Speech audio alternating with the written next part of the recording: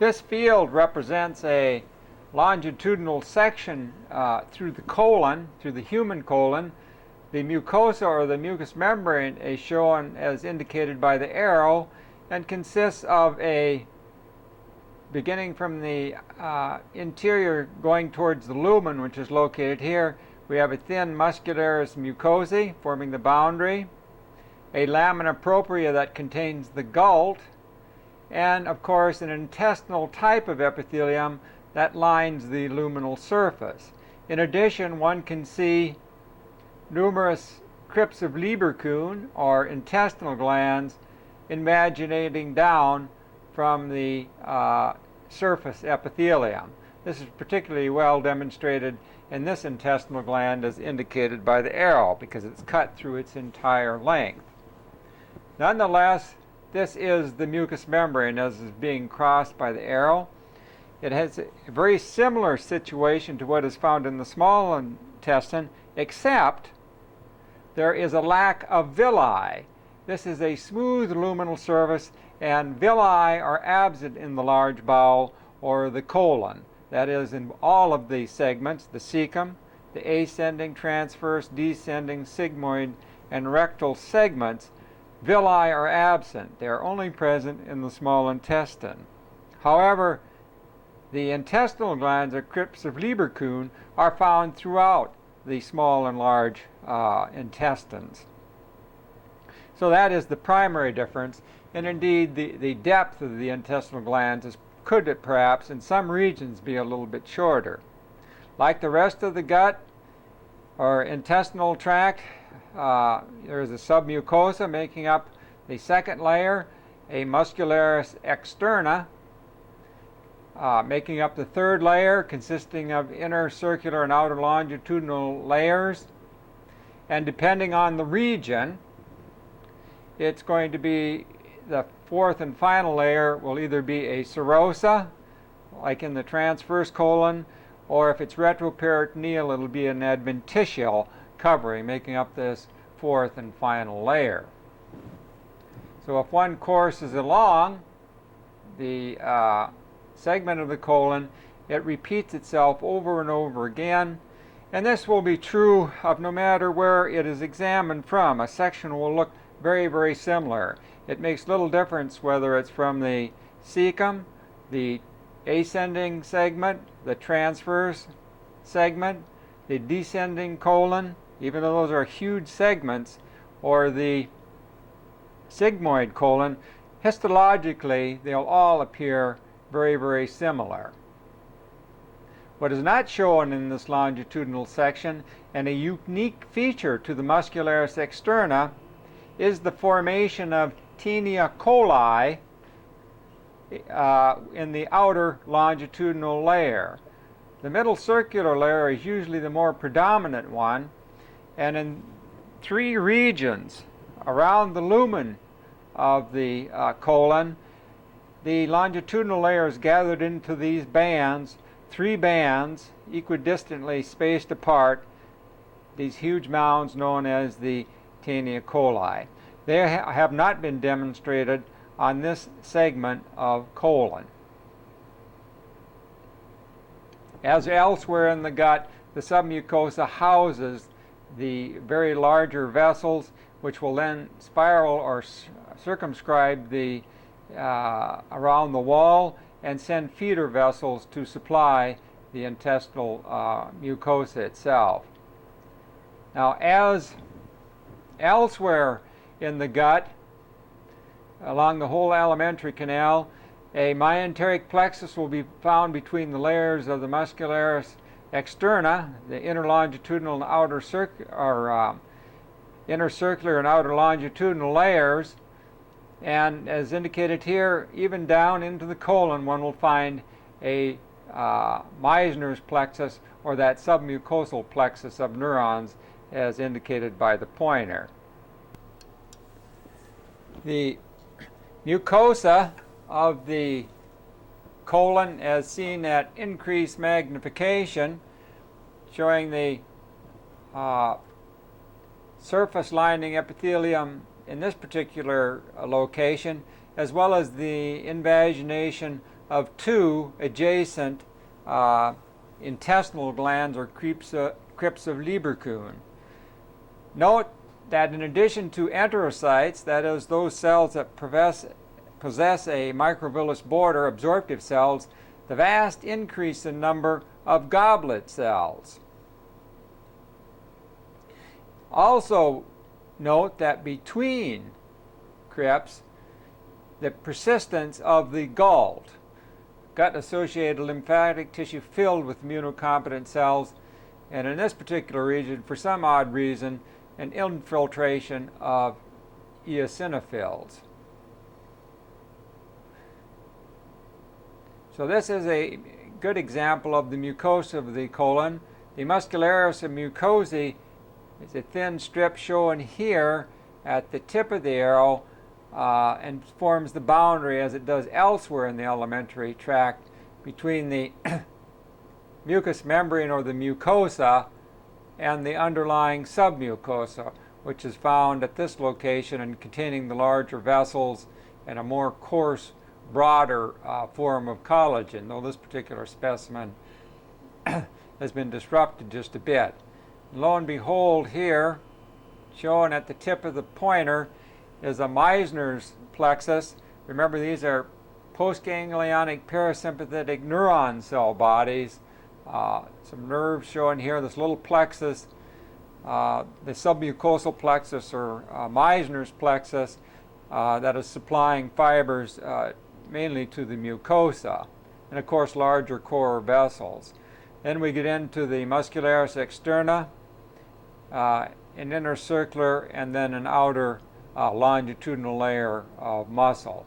And this segment appears to be lacking a true serosa, so it's probably ascending or descending, and there isn't much of an adventitia either, a little bit of connective tissue that should be anchoring it down. So this is a sweep through the wall of the colon as seen at an increase in magnification.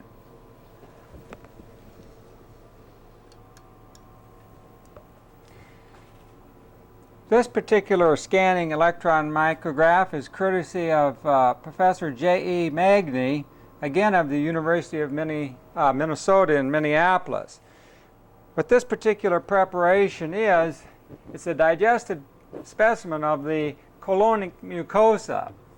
So these little orifices, as illustrated by the pointer and scattered around in this area, are the orifices of the intestinal glands or the crypts of Lieberkühn.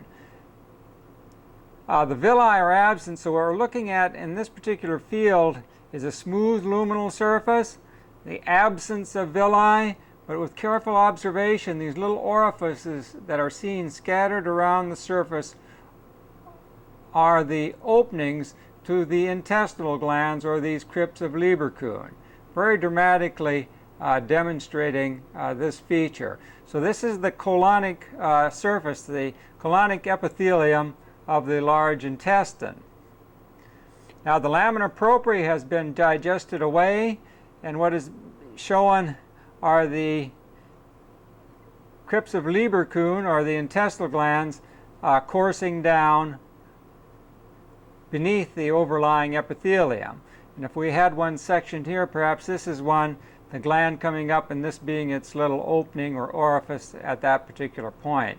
So this is one of those digested specimens as seen with the scanning electron microscope, very similar to the previous one that illustrated the same intestinal glands in the intestinal tract, which demonstrated overlying villi. In this particular case, it is the colon, which shows a smooth luminal surface. Villi are not present. However, it is still surfaced by a intestinal type of epithelium, that is enterocytes and goblet cells, though goblet cells are becoming more numerous. And the intestinal glands, or these crypts of Lieberkühn, remain. And this demonstrates that very well. An excellent illustration of the colonic mucosa absent the lamina propria and the muscularis mucosae.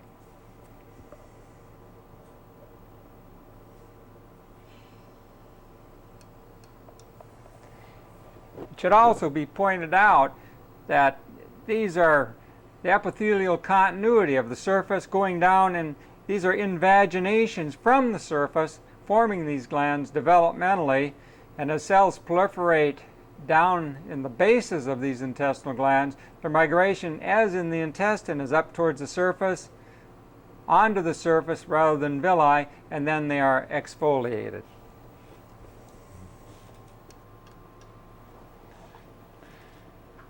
This particular field is the section of colon, a plastic embedded material that is in the slide collection. Once again, illustrating the mucosa of the colon, its smooth luminal surface being devoid of villi, numerous crypts or intestinal glands coming down at different angles, so cross-sectional profiles are being presented, and again the gullet, that lymphocytic infiltration of the lamina propria being present. The boundary of the mucous membrane, the muscularis mucosae, is shown coursing at the arrow, so this region is all submucosal with larger vessels. Then, of course, the muscularis externa, comprising of an inner circular and an outer longitudinal layer, and then an intervening myenteric plexus, as shown at the arrow. In this particular section, a bit of connective tissue can be seen on its external surface, suggestive of an adventitia. If one courses around the section, one will see a huge lymphatic nodule make its appearance. So it's not just the Peyer's patches in the ileum that will show these huge lymphatic nodules, as was discussed earlier, but oftentimes they can be found anywhere along the gastrointestinal tract.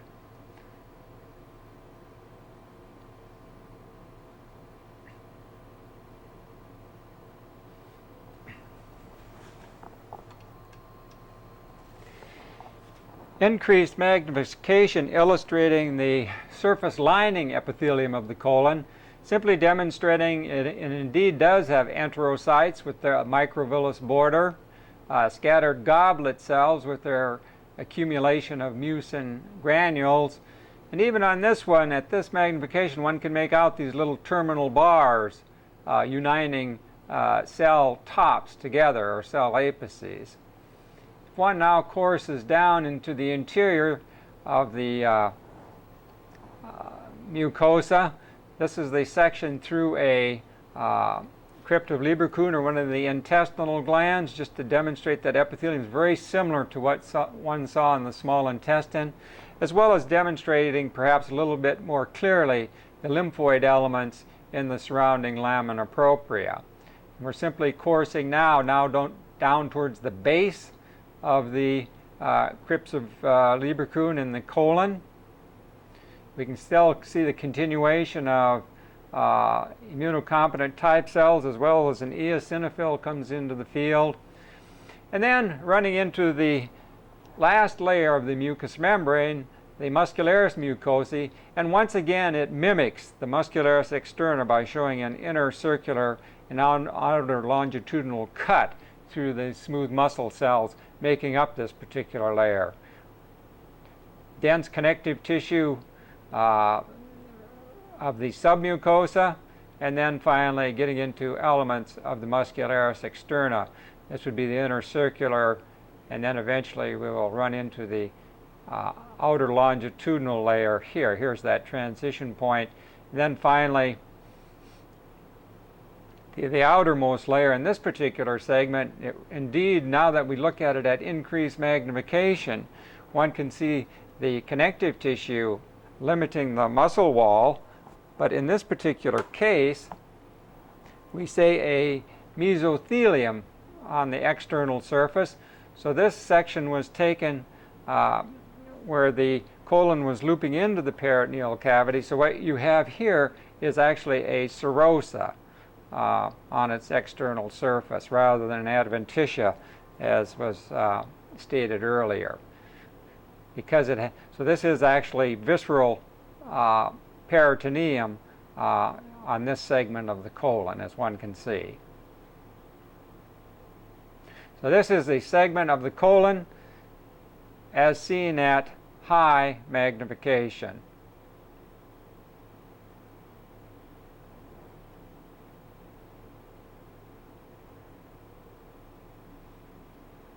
Then finally ending up once again at its smooth luminal surface.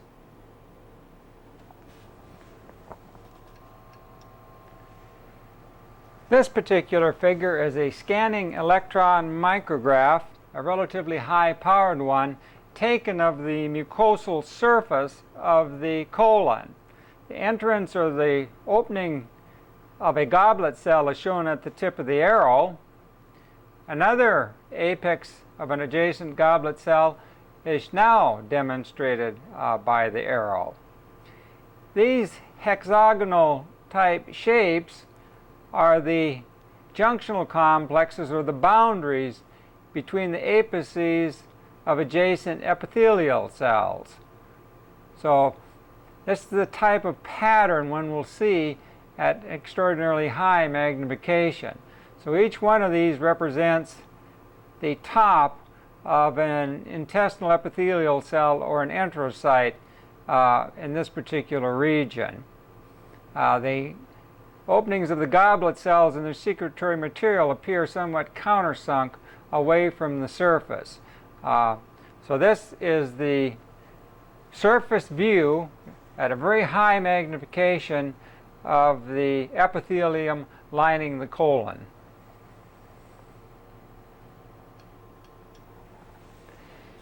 This particular field represents a segment through the appendix, which many describe as the colon in miniature. In other words, it shows the same histological features because it is a diverticulum, after all, from the cecum, which is part of the colon. Nonetheless, the features that can be seen on this rather italicized specimen is the muscularis externa, as indicated by the arrow, an outer longitudinal layer, and an inner circular layer, as described for the other segments of the intestinal tract. A fairly well-developed submucosal area with numerous large vessels, a large artery shown there, and then finally an intestinal lining epithelium that is smooth without villi, and extending from it numerous intestinal glands or crypts. Also, almost obscuring all the details is a tremendous accumulation of lymphoid material, suggesting even though a lot of lymphoid material is found in this particular tissue, this seems to be rather abundant and seems to be very reactive, and it's probably why this particular structure was removed.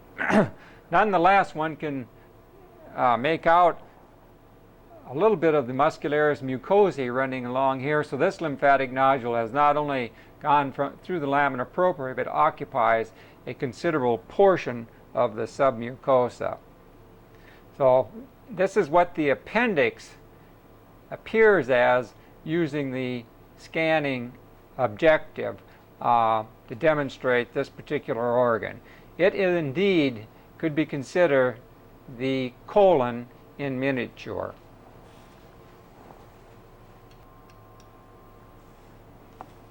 This particular field illustrates an additional section through the wall of the appendix. The mucous membrane is shown at the arrow. This would be the lumen in this particular area. This is the surface lining epithelium, which of course is devoid of villi because this is an appendage of the cecum, an extension of the colon actually. So it is surfaced by a simple columnar epithelium with enterocytes and goblet cells primarily. Extending from it are the intestinal glands or crypts of Lieberkühn, as are shown here, and they extend down into the lamina propria, which one can see is absolutely filled with immunocompetent type cells. The muscularis mucosae is shown at the tip of the arrow, coursing in this direction. So these three elements constitute the mucosa, or the mucous membrane of the appendix. Note this huge accumulation or lymphatic nodule that's actually extending down and occupying part of the submucosa. Submucosa extends from here to this point. So this is all submucosa in this location. And then finally, the third layer, the muscularis externa, from here to here, inner circular, as one can see, and outer longitudinal layers of smooth muscle. And finally, the appendix is surfaced by a part of the visceral peritoneum, so it'll have a serosa on its exterior surface. What this particular section does, it's a little bit better preserved. It shows the luminal lining surface epithelium, perhaps better than the previous section. These black lines going through are simply folds in the tissue when it was prepared. But what you can see quite well on this particular preparation is the line of the muscularis mucosae. And please do note the lymphatic nodules with their very prominent germinal centers. So these are very, very active lymphatic nodules. There's two more shown at this side. Another germinal center here, another one here. So those are very, very reactive lymphatic nodules, indicating perhaps an intense inflammation and appendicitis, and why this particular organ was removed. So this gives you a little bit better idea of what the appendix looks like in cross-section, and indeed it does remind one of the colon in miniature.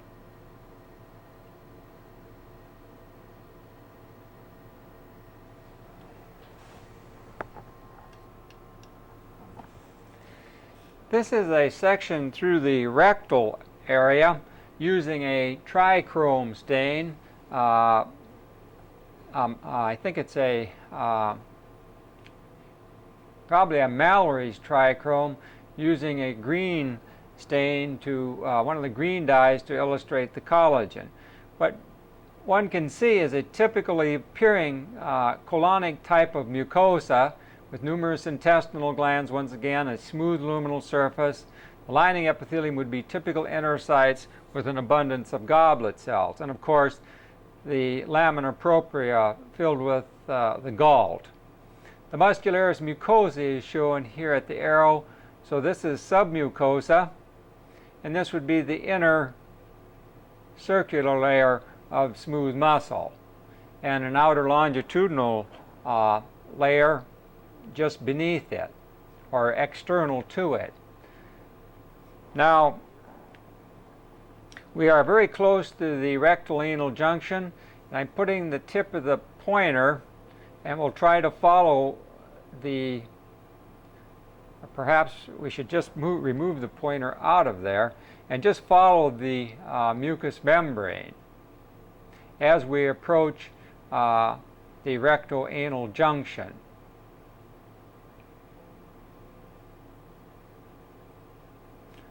Lymphatic nodule we're passing, and there, very abrupt junction, another one of the junctions complex, going for these long intestinal glands with a simple columnar type of epithelium. Very abruptly, we go to a non-keratinized, wet, stratified squamous type of epithelium. So this is the mucous membrane, or the epithelium lining the anal canal at this point. After a very short transitionary period, we will then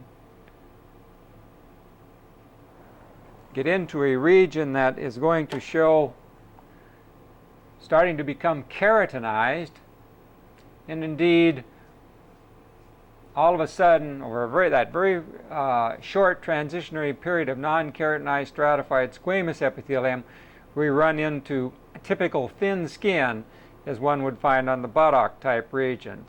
There's even a little bit of an apocrine sweat gland here. Here is a hair follicle with the actual hair shaft, another hair shaft that's been dislodged, and right in this particular area, a well-developed sebaceous gland, perhaps associated with another hair follicle. So as we trace this around a little bit further, one can visualize typical thin skin with numerous hair follicles, sebaceous glands, and sweat glands will also be found in this particular area. So right about here is a junction with thin skin. We are now coursing back up the anal canal, showing again that wet stratified squamous epithelium, and then the very abrupt junction with the rectum, going to a typical intestinal lining epithelium, but one that is very rich in goblet cells. And one can also see the numerous intestinal glands, or crypts of Lieberkühn. Now, let's course beyond the submucosa and follow the inner circular layer of smooth muscle, as indicated by the arrow. As we approach that anal junction, note how it expands and swells out, forming a huge, very large structure. This is the internal anal sphincter that's crossing the field of view, and it ends in the connective tissue here. So it forms a very tight coil or wrap, an actual sphincter in this area. And if we go proximally, or luminally I should say, we can see it is in the region of the anal canal, right where it should be. The rectum's up here, as indicated by the arrow, rectal type of mucous membrane.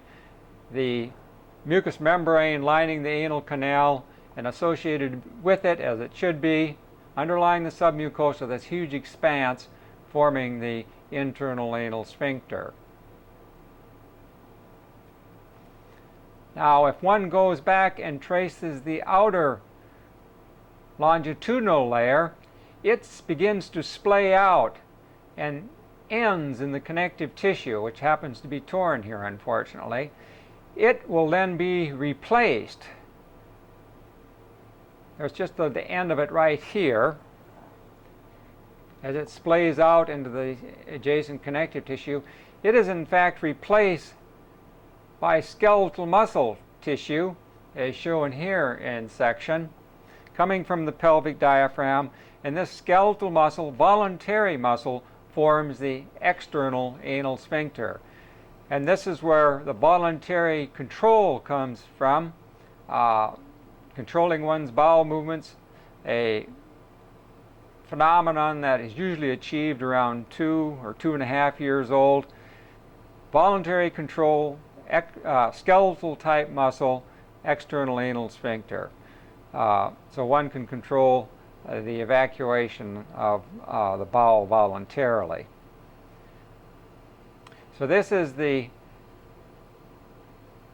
rectal anal junction as seen with the scanning microscope using a trichrome stain so things are a bit more visible or obvious, using a green stain to stain the collagen.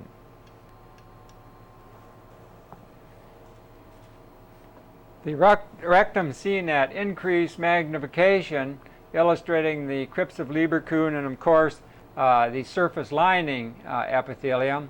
Once again, note the abundance of goblet cells, as one would anticipate this far down in the gastrointestinal tract. And just to illustrate at a slight increase in magnification, that very abrupt junction from a simple columnar type of epithelium to the wet, non-keratinized, stratified squamous epithelium of the anal canal. And that very abrupt junction is shown here right at the tip of the pointer.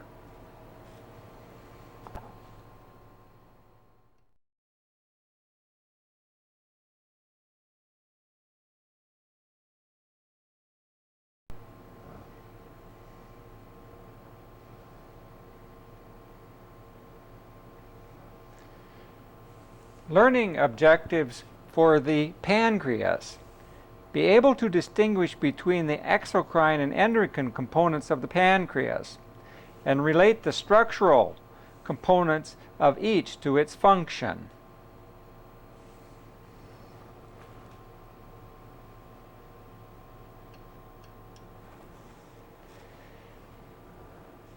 This particular field is a relatively low magnification through a segment of human pancreas, showing the exocrine component, which in man is a compound tubular acinar gland, indeed very much like the larger major salivary glands in its organization and structure, being divided into lobes, lobules, having an intralobular duct system as well as an interlobular duct system. So these are the pancreatic acinar units and perhaps tubules in this particular region as indicated by the pointer. This large round staining structure as indicated by the pointer is one of the islets. This is a pancreatic islet, or sometimes referred to as the islet of Langerhans, after the individual that described them. Coursing through a little bit more of this pancreatic tissue, one can see a duct here, perhaps an interlobular portion of the ductal system. Another duct is shown here, perhaps sort of the boundary between an interlobular and the intralobular duct system coming here. We can also make out just barely a few smaller ducts would definitely be intralobular ducts within this human pancreas. Once again, a slightly different area as seen with the scanning objective, showing you the islets here, another islet here, there's accumulation of light cells, another shown here, an interlobular duct at this location because it's surrounded by an abundance of connective tissue and is undoubtedly coursing between lobules. This smaller ductal unit, as indicated here, would be the caliber of an intralobular duct. Once again, a fairly large interlobular duct shown at the arrow, a connective tissue seam coming down, so demarcating some of the lobules.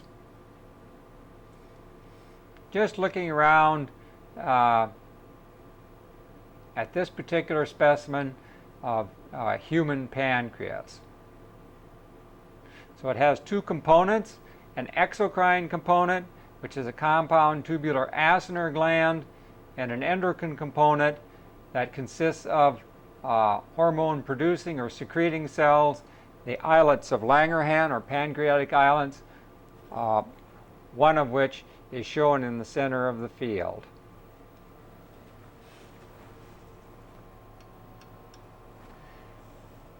This particular preparation is a plastic section of pancreas stained with the hematoxylin and eosin dye. What it demonstrates quite well is the exocrine portion of the pancreas, as shown and indicated by the pointer. One can see several groups of pancreatic acinar units, as shown here, made up by the zymogen cells, or the pancreatic acinar types of cells, as well as different profiles to different calibers of the intralobular duct system. One is shown here and outlined by the pointer. Another is shown here of slightly larger caliber. This small ductule here could even be the beginning of the ductal system and perhaps be some central acinar cells, which would then link to this very the beginning, almost like an intercalated duct in the parotid. So these features can be made out quite well on the plastic embedded materials. This large accumulation of very light staining cells is a fairly well developed pancreatic islet, or islet of Langerhans. Two other examples are shown and indicated by the pointer. One cannot differentiate specific cell types, alpha, beta, or delta, on a hematoxylin and eosin preparation. Even though from previous knowledge it is known that the somatostatin containing cells, the glucagon or alpha cells usually occupy a peripheral position, and the insulin or beta cells occupy a more central position within these islets, these cannot be distinguished on a normal hematoxylin and eosin preparation, even though the location is known. So specific immunohistochemical staining must be done to confirm these cell types specifically. One can see, even at this magnification, elements of the vascular coursing through the pancreatic islet, and this would make sense as these are endocrine organs, and these particular islets are very vascular structures. Region of the exocrine pancreas seen at extremely high magnification. This is an acinar unit here. The tiny lumen is shown at the tip of the pointer. So each one of these large zymogen cells or pancreatic acinar cells is filled with these proteinaceous granules called zymogen granules. Shown here is a very small caliber interlobular duct, and the lumen is shown here and stains as sort of a reddish orange type of secretory material within it. So that's a smaller caliber intralobular duct. Here, if we go down into this particular field, as was seen a little bit earlier, this is simply a larger caliber interlobular duct. And on careful examination, one can see the numerous zymogen granules in the background of these pancreatic acinar cells. This is very typical of the pancreas.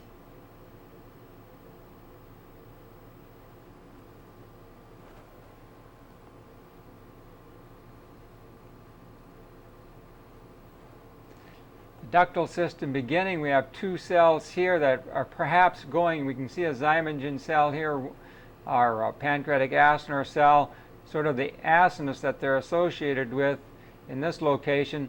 So these two cells could indeed be centroacinar cells with the small lumen here. And here we see where we don't see the continuity to go within the pancreatic acinar cell, but one can see the beginning of the ductal system coursing in this region as indicated by the arrow, the lumens here. So this is very small. We're at very extreme high power, and it's probably going to course into a duct similar to the one shown here. So this direction would be, and these two cells here may indeed be centroacinar cells, though we are not seeing their entrance into the center of the acinar unit as their name would suggest. Another small interlobular duct, one is shown here. Another profile is shown at that location. Another small interlobular duct is shown here.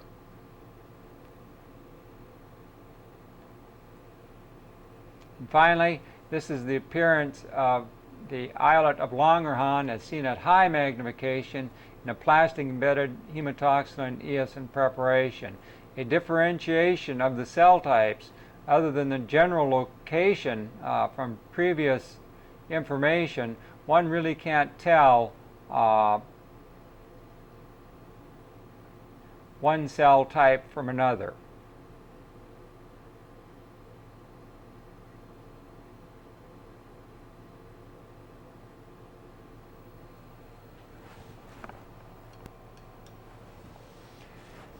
An example of a pancreatic acinus is shown and traced by the pointer. And note that in its center, we have this large light staining cell cut at a probably peculiar angle. This undoubtedly has to be a centroacinar cell, but we're cutting through the back side of it, or through its wide portion. The duct, the little lumen that it's forming, is perhaps on the other side of this particular cell. This is perhaps another centroacinar cell here, the tiny lumen here, and this is the pancreatic acinus associated with it. The centroacinars are simply the beginnings of the ductal system, usually a very flattened or squame type of epithelium that's tucked within the lumen of the pancreatic acinus and will continue on and become continuous with the smaller units of the interlobular duct system. That's all these intercalated, or excuse me, centroacinar cells. That's what that particular discussion is about, the very beginnings of the ductal system, which begin actually within the center of the acinar unit. Here's another fairly decent example of a pancreatic acinus shown here. The lumen is here, these large berry-like endings, the nuclei of component cells here, and the apices, of course, filled with the zymogen granules, these precursor granules containing the digestive enzymes.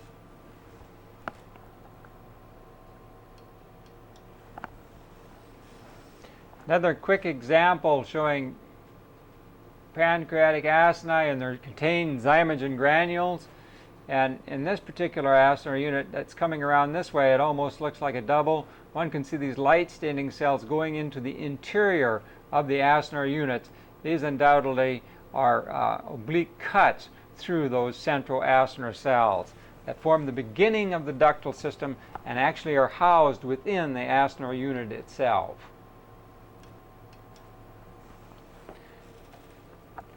This is a pancreatic islet that's been stained or treated immunohistochemically to demonstrate insulin.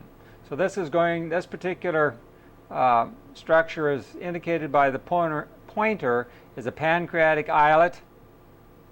It's been stained immunohistochemically to demonstrate insulin, and these real dark accumulations is a huge accumulation or an intense accumulation of the insulin protein. These light channels here are the vasculature within the islets, capillaries. As one would expect, this is an endocrine component of this particular organ and would be extraordinarily vascular. This is that same pancreatic islet, but seen at increased magnification, showing you the various cells. These would be beta cells, of course, and containing the peptide insulin. And the insulin is, by this immunoperoxidase or histochemical reaction, is staining a dark blackish brown color. So this would be a beta cell with insulin. This is another one here, another one here, another one here. Any of these cells that show up this blackish brown secretory material within its cytoplasm would be a beta cell containing insulin. Here's a little capillary going through the pancreatic islet. Note how the insulin is orientated towards the vasculature. This was a capillary running along like so, though it's hard to see. You can see a profile of an endothelial cell nucleus, another one here. So this is a capillary that's coursing here. And note how the secretion is orientated toward the vasculature, the capillaries in this case. And as we course through this fairly large islet, those same features repeat themselves over and over again. The insulin-containing cells, the accumulation of insulin or secretory material where this capillary is coursing through. Same would be true of this capillary. So all these light spots are a little bit of connective tissue and capillary network, and one can see and more easily visualize at the increased magnification how the insulin containing cells, how those insulin granules approach and are going in the direction of the capillaries, which are shown and indicated by the pointer. So this is an immunohistochemical demonstration of beta cells or insulin containing cells that I did on some material some time ago.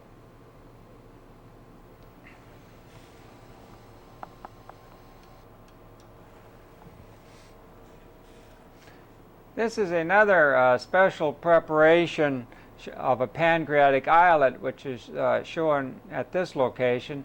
This is the exocrine pancreas in the background. This particular immunohistochemical stain was to demonstrate glucagon containing cells, and they are staining this blackish brown precipitate. So this is the immunohistochemical marker, an antibody to demonstrate these glucagon containing cells. See the vasculature within the islet, and note the position of these glucagon containing cells. They usually occupy the periphery of the islets. That is, the alpha cells, in contrast to the beta cells, usually are found at the periphery of the islet, as are two other substances that are normally found in the human islet. That is somatostatin, that great inhibitory peptide, and occasionally a little bit of 5-HT is located there. This particular preparation is stained specifically to demonstrate glucagon and to show that peripheral location, as would be the same location at the periphery, that is, for somatostatin and 5-HT, whereas insulin is sort of in the center or scattered throughout the islet.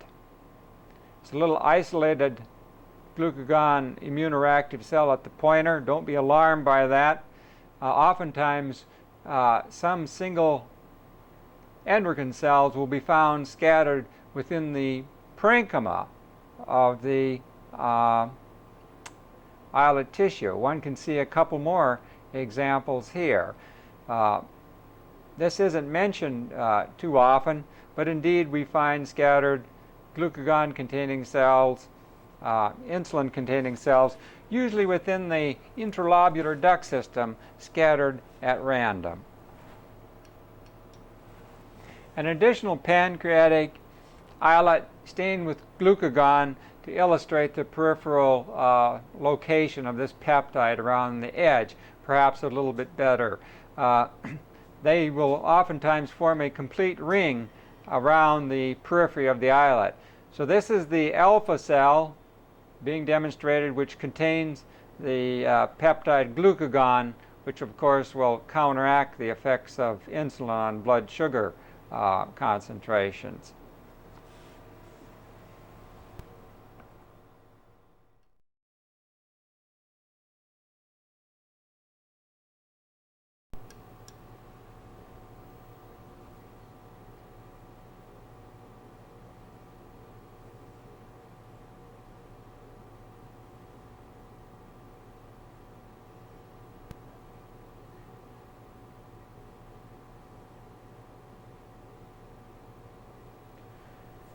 Laboratory directions for the liver. Be able to identify several hepatic lobules and their subcomponents. Be able to relate the flow of blood and bile to the morphology of a hepatic lobule. And be able to identify portal areas and their contents, as well as distinguish the layers that form the wall of the gallbladder.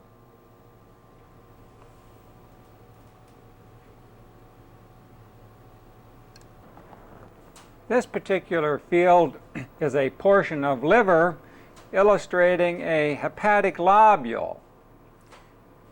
The hepatic lobule is more or less in the center of the field of view and is now being traced by the pointer, showing you roughly the boundary of this hepatic lobule. So that is the external boundary. The central vein is now indicated by the pointer. This particular preparation was injected with a red gelatin type of material to outline the vasculature.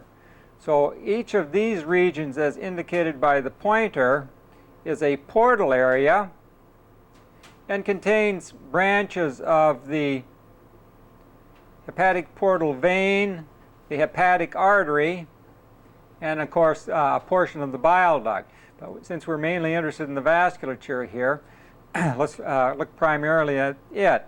Here we can see a portal vein. This large structure is indicated by the arrow, and you can see it emptying in, or continuity with, into the sinusoids that lie between the hepatic cords or plates, and the flow of blood will be from the periphery toward the central area. Likewise, some portal veins are shown here, feeder vessels coming like this, and then will eventually drain into the sinusoids and course, and the blood will collect in the central vein.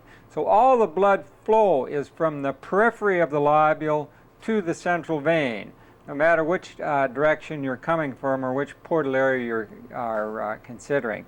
So this is a low power view showing you a pretty good hepatic lobule, central vein, and at the corners of these roughly hexagonal shaped structures, the portal areas that contain a branch of the hepatic portal vein, a branch of the hepatic artery, and of course a bile interlobular bile duct.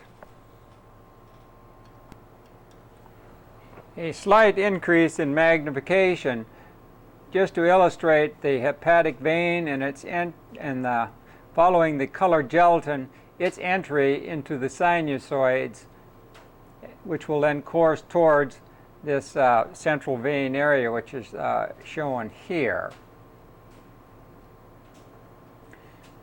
A good illustration illustrating, and here would be another portal area on this side. Let's look at this one a little bit more closely. So this is the portal area, portal vessels here, and look at the nice lengthwise cut through the hepatic cords. These hepatocytes arranged in cords or plates and then separated by the sinusoids, and all coursing towards, that is the vasculature, the collecting point here, which is the central vein. So this is a pretty good vertical cut through this hepatic cord, showing you exactly what is meant by these elongated hepatic cords or plates of hepatocytes arranged around the central vein like spokes on a wheel, and then are separated one from the other by sinusoids. So the sinusoids, these larger dilated vessels, are indeed containing the red gelatin material and is flowing towards the central vein. So this is a pretty good illustration of this type of a phenomenon.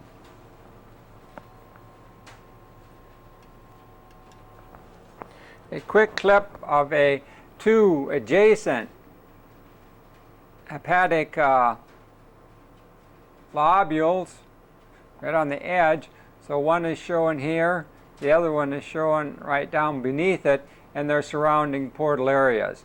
This preparation has been stained with specifically with carmine or some other dye to demonstrate glycogen. And this is sort of the reddish hue one sees, or purplish hue one sees as a background color.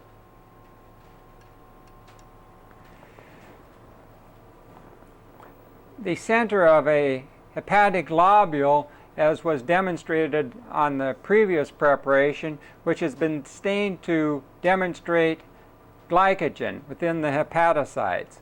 The arrow indicates the central vein of this particular hepatic lobule. One can make out quite easily and nicely the plates of hepatocytes forming cords extending away from, like spokes on a wheel, from this central hub, that is the central vein, and these spaces in between, and one can make out clearly a few endothelial cell nuclei. So this clear area between the plates or cords of hepatocytes are the sinusoids. Another sinusoid is shown here, another one coursing along here, another one in this direction. So each one of these plates or cords of hepatocytes are separated by sinusoids. This particular preparation was used to demonstrate the content of glycogen within individual hepatocytes. And these hepatocytes are shown here, little cube-like cells, the central nucleus here, another little cube, central nucleus, and so on and so forth. They repeat themselves over and over again. They're sort of a cube-like cell that are struck in or linked together in these hepatic cords or plates.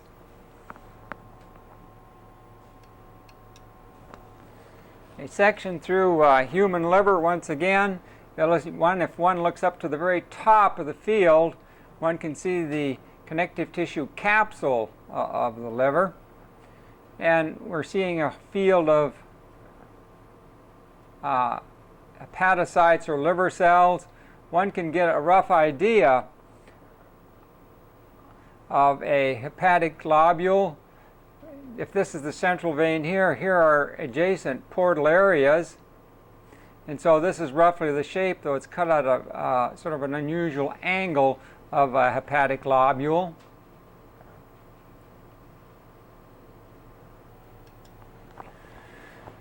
Some adjacent hepatic lobules, one is being outlined by the pointer with surrounding portal areas. The central vein is located here. Sort of an odd long cut through another hepatic lobule, which is roughly in this area, the central vein being located here, portal areas at that location, and perhaps another central vein somewhat dilated located here, and these are roughly the boundaries of another hepatic lobule.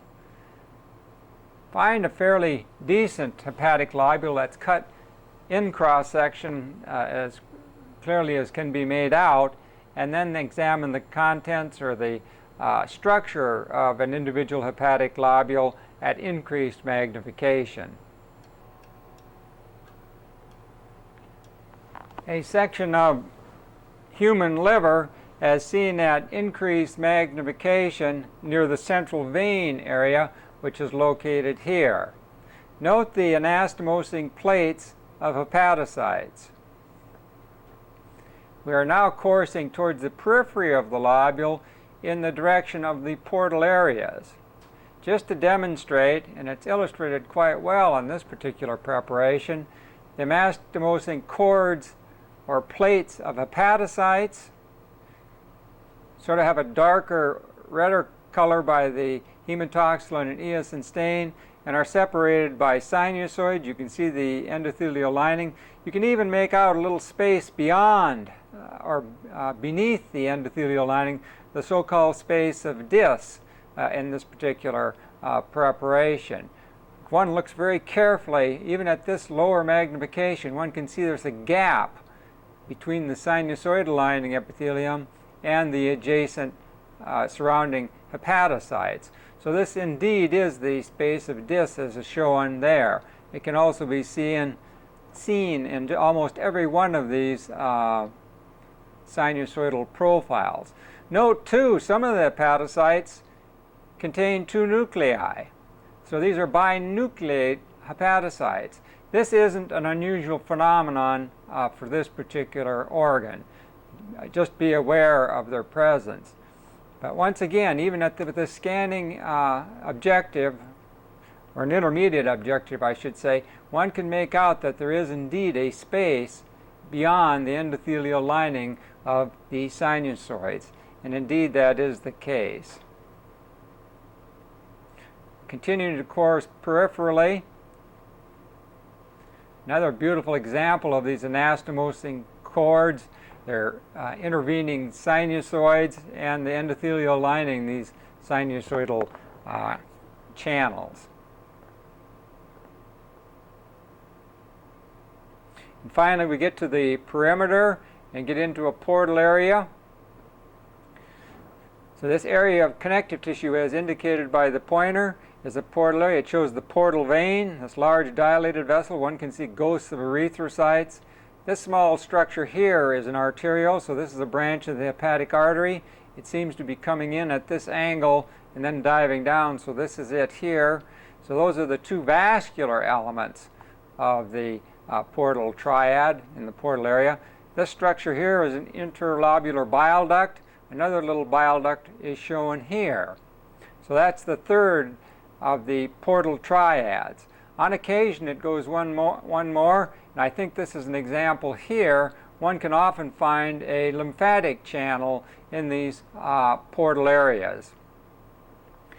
So this is a portal area of connective tissue at the periphery of the lobules, containing a bile duct, the branch of the portal vein, a branch of the hepatic artery, in this case a bonus, what appears to be a lymphatic channel as well. So this is the hepatic lobule, or a portion thereof, seen with the intermediate objective. And there finally we get back to the central vein.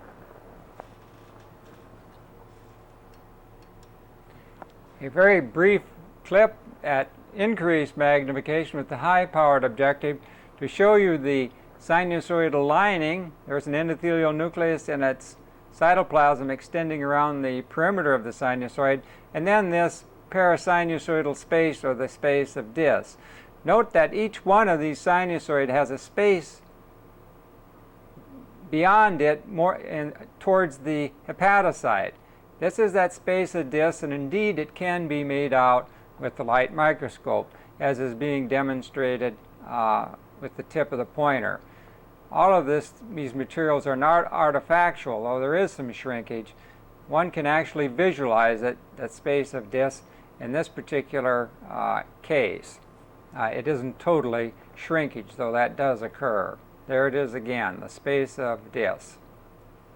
And of course, the hepatocytes immediately adjacent to it. This is a scanning electron micrograph of a freeze fracture preparation of the liver, showing the sinusoidal space and the space of Dis. This figure is courtesy of G.H. Haggis of the Canadian Department of Agriculture in Ottawa, Canada. What this particular illustration shows is the sinusoidal lining, which is indicated by the tip of the arrow. So this would be endothelial cytoplasm as viewed from the surface, looking from the interior of the vessel itself. Here one can see a red cell coursing through the lumen. Macrophages are showing down at the bottom of the figure and indicated by the arrow. What this particular illustration illustrates quite well is not only the sinusoidal endothelium, the cytoplasm thereof, shown here, but just beneath it is that space of Dis, as was seen as a light microscopic entity. And note that the adjacent hepatocytes, which are shown here and here, project into the lumen of this parasinusoidal space, which is also shown on this side, numerous microvilli. So this particular endothelium is very loosely knit. It is very fenestrated and leaky, and so virtually all the blood plasma has an opportunity to diffuse through this sinusoidal lining endothelium, and literally the blood plasma, other than for the formed elements, bathes these individual hepatocytes. Hence the tremendous development in this space of Dis of the microvilli, again increasing surface area of the cell membrane for ion and solute transport. So it's a real interesting shot, so this can be visualized extraordinarily well. Likewise, remember that it is the hepatocyte that's producing the major proteins of the blood clotting system, such as fibrinogen, the albumins, and other transport proteins.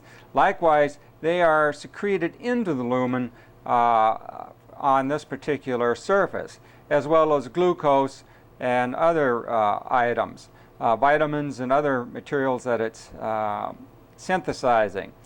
So one can see by looking at this area and realizing the space of Dis and its relationship to sinusoids, how the liver is oftentimes, and rightly so, classified as both a exocrine and an endocrine type organ, because its materials are being put directly into the bloodstream without going through a ductal system. The difference between this and, let's say, the pancreas is you have the same cell type, that is, the hepatocyte, partaking in both endocrine and exocrine functions, which will be directed into the biliary system. So to repeat again, this is a scanning picture of a freeze fracture preparation showing the interior lining or the interior surface of the sinusoidal lining and the space of disc that immediately underlies and surrounds this sinusoidal lining, as indicated by the pointer. And once again, note the number of microvilli projecting and filling this space of disc.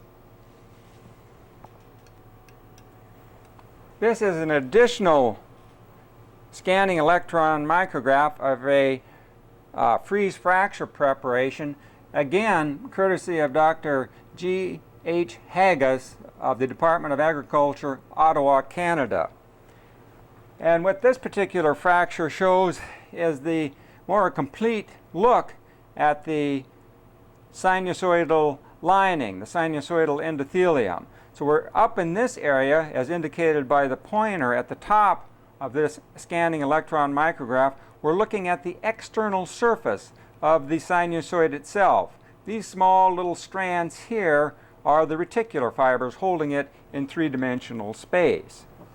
This is the fractured side of this endothelial cell, or the sinusoidal lining.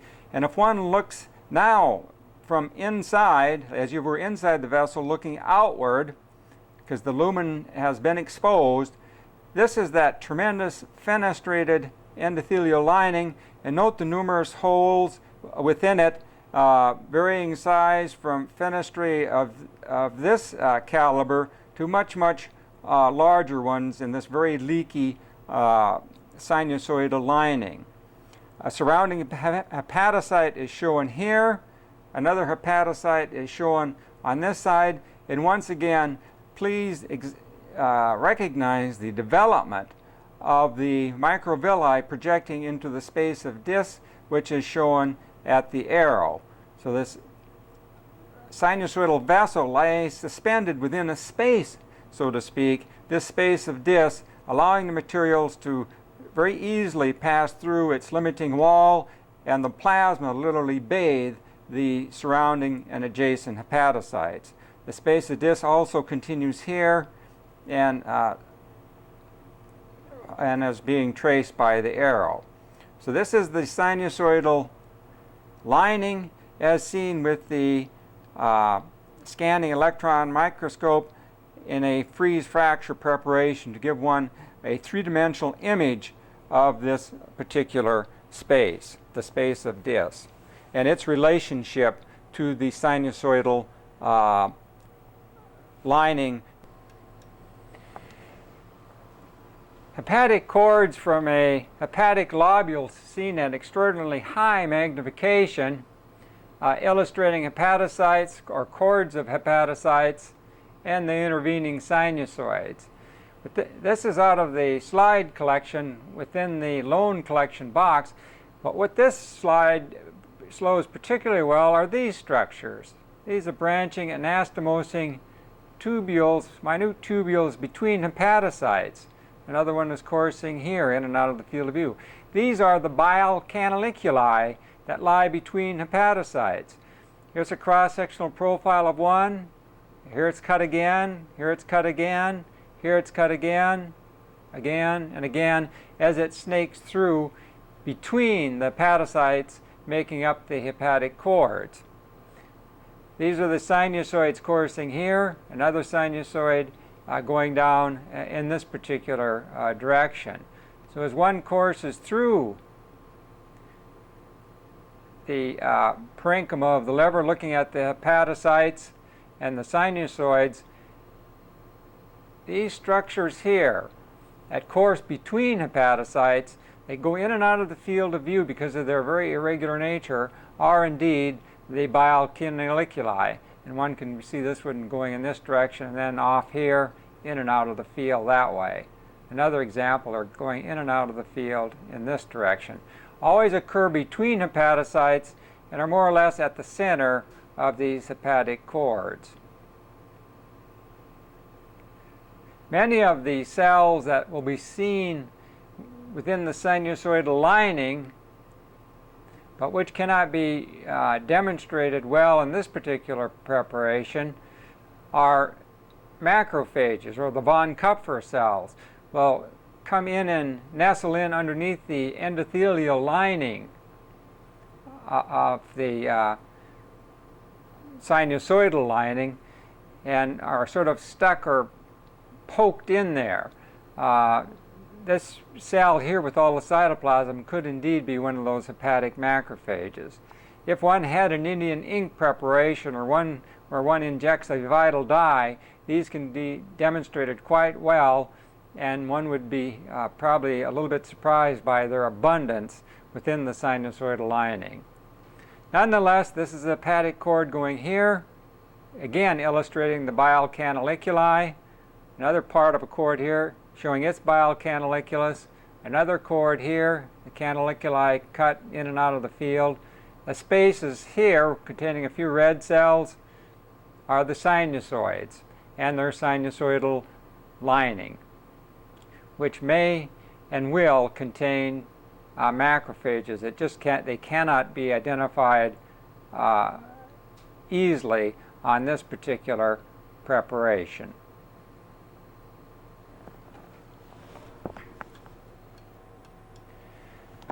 This is a preparation of liver stained with silver stains to demonstrate the reticular fibers. So what is shown in the field at this high-powered magnification is a plate of hepatocytes coursing across the field. Another one is shown here. Here are the hepatocyte nuclei.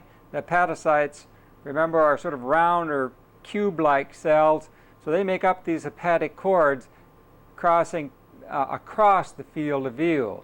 The intervening spaces between the hepatic cords are, of course, the sinusoids. One shown there, another one is shown here, another one going at this angle. What this preparation demonstrates is the delicate reticular fibers that hold this very parenchymatous organ together. If one thinks of a big piece of liver, either at autopsy or in a butcher shop, you can see it's, or get the idea that it's primarily a very cellular type of organ, which indeed it is, and what's hidden and invisible on the routine preparations, as was viewed before, was this complete net of reticular fibers that are anastomosing and holding these epithelial cells and sinusoids in three-dimensional space and giving them some degree of organization. And this is demonstrated quite well in this silver preparation to demonstrate the reticular fibers, forming this felt or network, this gluing and holding and giving support both to the sinusoids and the hepatocytes themselves. So these are the reticular fibers in the parenchyma of the liver.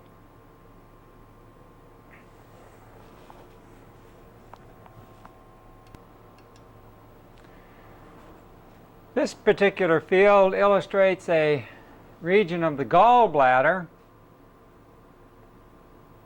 What it shows is the wall of the gallbladder, made up of a mucosa or a mucous membrane, of course, a simple columnar lining epithelium and its surrounding lamina propria, a muscularis, as shown here, slips of smooth muscle interwoven and forming a major component of the wall of the gallbladder, and then a very thick adventitia with connective tissue, blood vessels, and nerves, and that type of cell types associated with general connective tissue.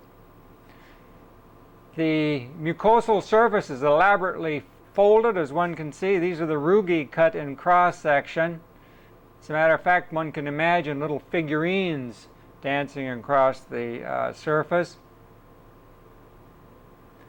But this elaborate folded nature of the gallbladder is very characteristic of this particular organ.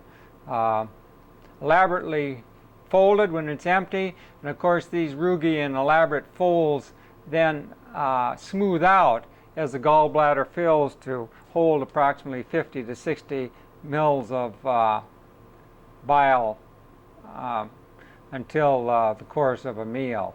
So this is a pretty typical illustration of the human gallbladder, showing you its three layers: the mucous membrane, which is the lamina propria and a tall, simple columnar epithelium, the muscularis, forming the contractile component of the wall, and then of course a fairly thick adventitial layer. So this is the gallbladder as seen with the scanning objective.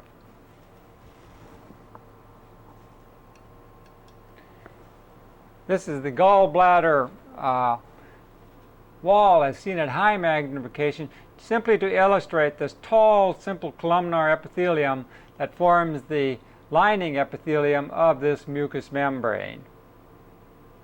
Even up until these high folds into the lumen, you can see it's very simple columnar. One of the places, if one wants to demonstrate a very tall, simple columnar epithelium, is a good place to go to. So these are a section through the folds of the mucous membrane showing the simple columnar epithelium that lines the gallbladder.